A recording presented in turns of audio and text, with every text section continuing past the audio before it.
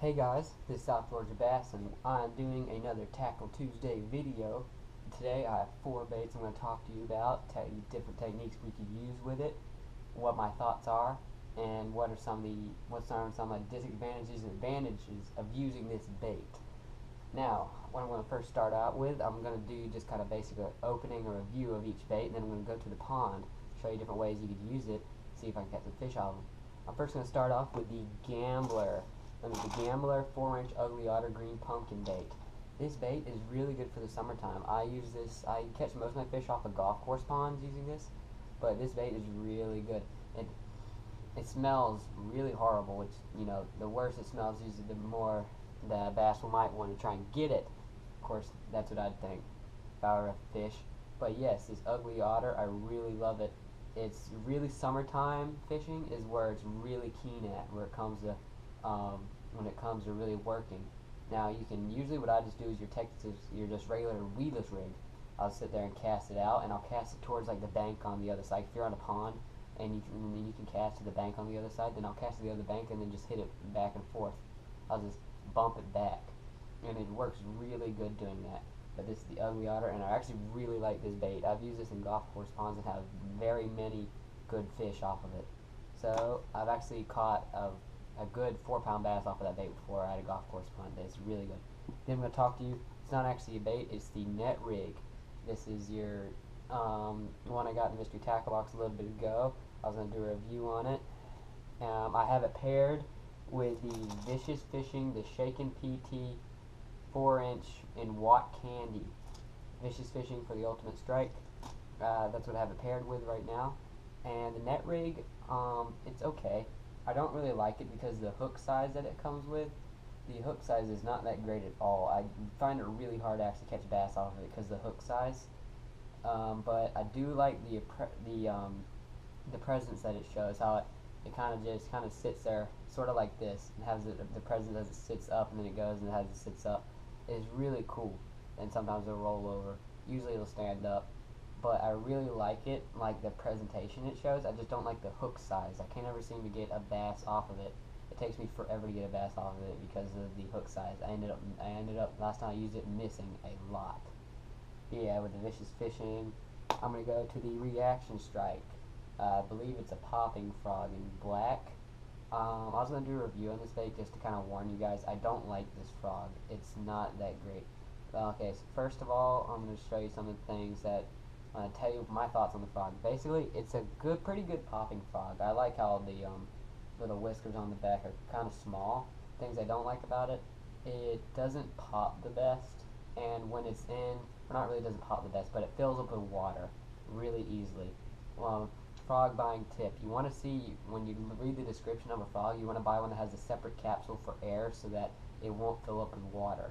This one doesn't, so it sinks. They're a little bit more expensive to get with the separate capsule, but they're a lot more worth it. This is the Reaction Strike. It fills up with water. These little whiskers tend to get stuck in the hooks, and it just looks really messy. It gets filled up with water, and it causes it to sink instead of float, and it collects a lot of moss when it sinks. So you'll end up reeling in a bunch of moss if you're moss fishing, and you'll get caught on lily pads too if you're not careful. And those lily pads, they look easy to get out. They're usually not. But that's the Reaction Strike. Now I'm switching to maybe more of an expensive bait. I haven't really had too much of luck with, but I thought I might do a review on it. The Z9 Perch. I'm sure some of you guys have heard this bait. It's a swim bait. I forgot what it's called. It's like a slitted, I forgot what it's called. I know it's not called. It's got 7 slits in it to make it have really good motion to it. It's really, I haven't ever caught a bass off of it, but if I was in a pond where big enough bass could eat that and they were really crazy for bluegill, I know for a fact they'd take this. The motion on this thing is perfect. It creates a little bit of noise when you're going on the water, which could attract fish, but the motion on it is just great. The fins never tore or anything. The fins are still great and really intact, but under the water it just looks exactly like a brown. Usually what I'll do is I'll cast it out there and I'll reel it in for a short amount of time, then I'll bump it, and I'll make it look like it's swerving away or swerving in different directions, stuff like that, and it makes it look really good. The only problem is you don't want to let it sink, or else it'll go nose first and it'll hit the ground and you can get caught in moss and stuff because of this treble hook. That's not really a big problem. As long as you reel it in, then you're fine. Yeah, that's my review of the 4 baits of here. I'm gonna go to the pond and show you my thoughts on the bait at the pond. Hey guys, I'm at the private pond to do some Tackle Tuesday fishing, and I've already caught a bass.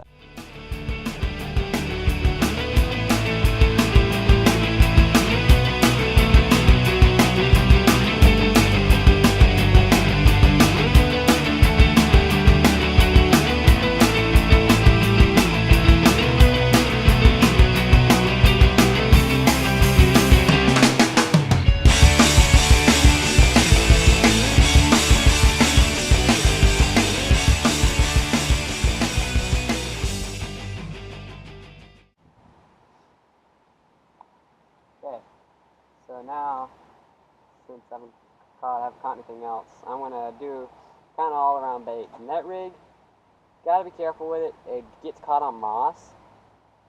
I'm actually surprised I got a hook set on that bass because the hook's way too small. But this bait would probably the net would probably work better for a smallmouth bass. There's only largemouth bass down here. I can only fish with largemouth.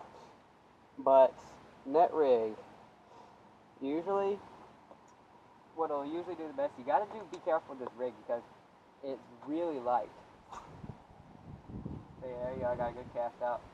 I'm gonna put out some line to let it sink a little bit because this pond's a lot deeper than usual. So what you wanna do is when you first cast it, you wanna let it sit there because there could be something that's waiting there gonna take it when it hits the ground. So you just wanna let it sit there for about a second, then you wanna bump it. This rig is very light, so it doesn't take that big of a bump, like something like that. And it's already like a foot off the bottom.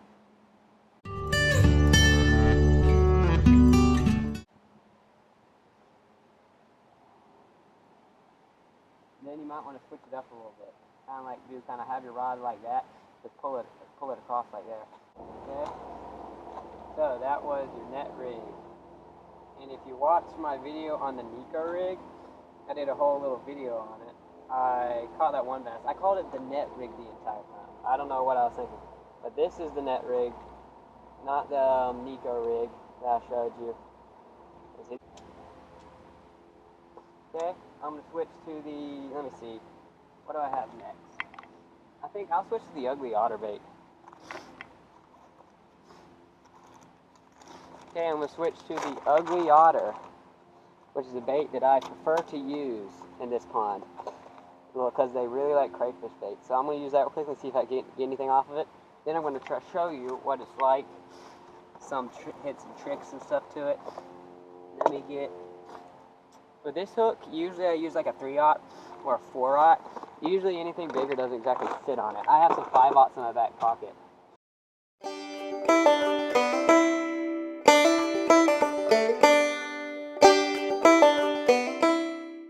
It just really got windy. I'm going to let it die down real quick and tell you about this bait, I guess, while I'm doing it. This bait, like I was saying, I like using golf course ponds. That's just me, because usually they're a little bit more murkier, the golf course ponds. I don't know why. Usually they are. But I'll use this in golf course ponds. Usually I just do your standard retrieve. I'll show you. Usually your standard retrieve for everything. That's kind of soft bass like this. You kind of let it sit when you first cast it out, and you bump it, let it sit, bump it, and it's basically like your standard bait, bump bait, where basically you can do kind of long bumps like that. Usually I like to just bump it back, and then you want to switch it up sometimes by doing like a 2 bump like that, and then do a 1 bump, and then let it sit, and then just do a 1 bump, then a 2 bump, and then 1 bump, and then let it sit. Usually if you switch it up, bass will be more prone to bite it. Because they're a little bit different movement. If they see something doing the same thing over and over again, they'll probably start getting suspicious. It's going to be hard to catch something because this bait is literally the same color as the water. Like legit the exact same color.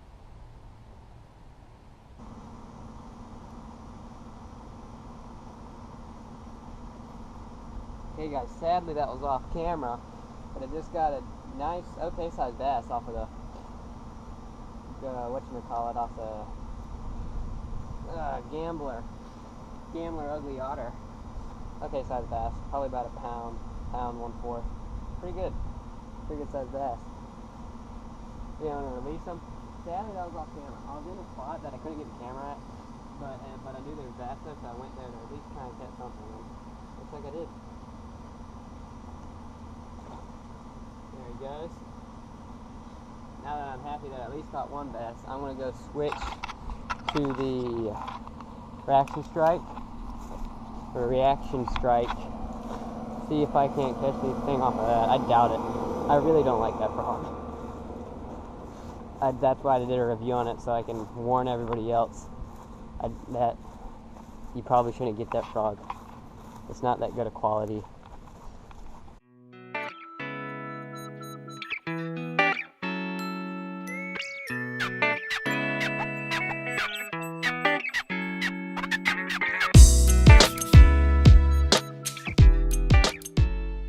Okay guys, so I'm back.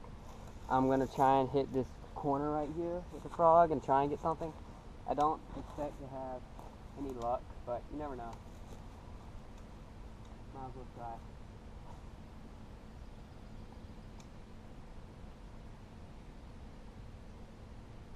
Yeah, usually since it's a poppy frog, you just want to kind of pop it back.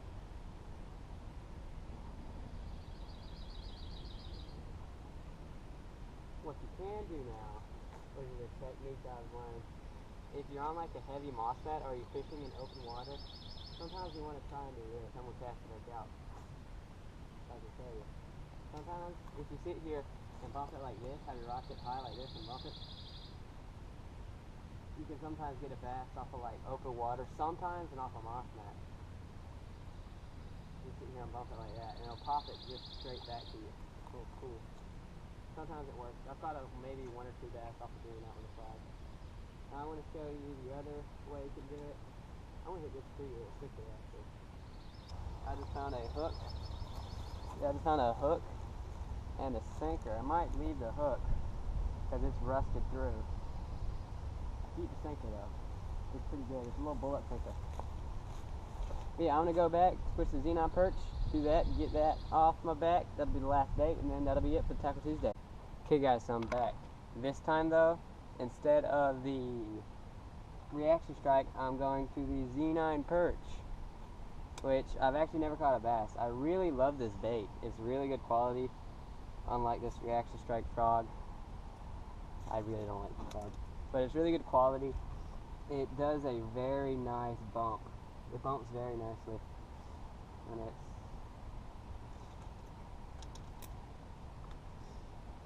This is the Z9 perch.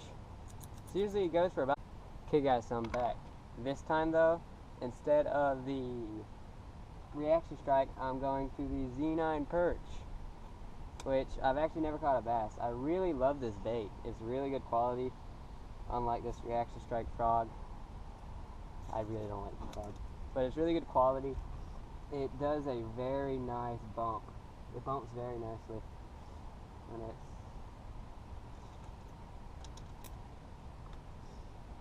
This is the Z9 perch. So usually it goes for about $12. It's fairly expensive. Of course, they make other ones though that are like $20. Like $20 little minnow swim baits. These little baits like this, these little swim baits can get expensive. $12 is probably the most expensive I've ever spent on a bait.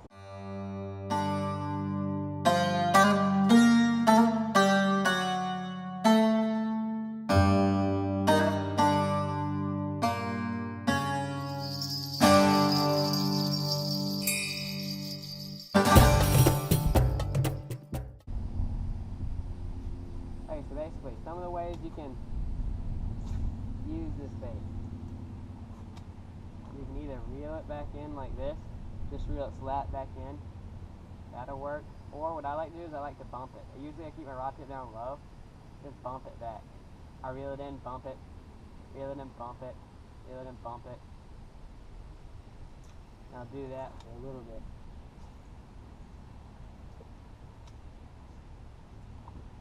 Reel it in, bump it, reel it in, bump it.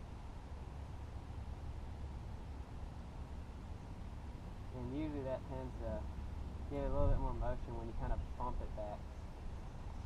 Gives just a little bit more motion though when you tend to bump it back. Makes it look a little bit more appetizing, I guess you could say. It does sink. It's not floating, it sinks. So make sure when you're reeling it in, you reel it in.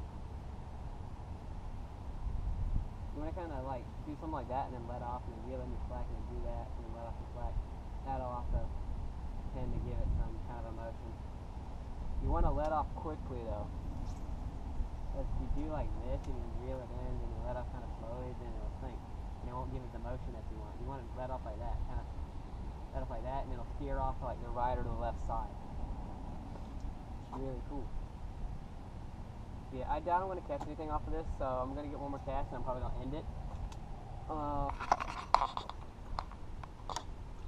It's a very cool bait. See it? How it just has this perfect motion about it. I really like it. I don't know about you, but so I'm gonna try and make it home safely today. Hopefully, I won't get stuck in the mud like I did getting here, or almost get stuck in the mud. I was literally almost legit stuck in the middle of like on the side of a field. Almost got stuck there. So I'm gonna try and avoid that whole predicament. Hopefully, it's held. My rod's holding on the rubber bands. If that's not redneck ingenuity. That's not redneck ingenuity. I don't know what it is.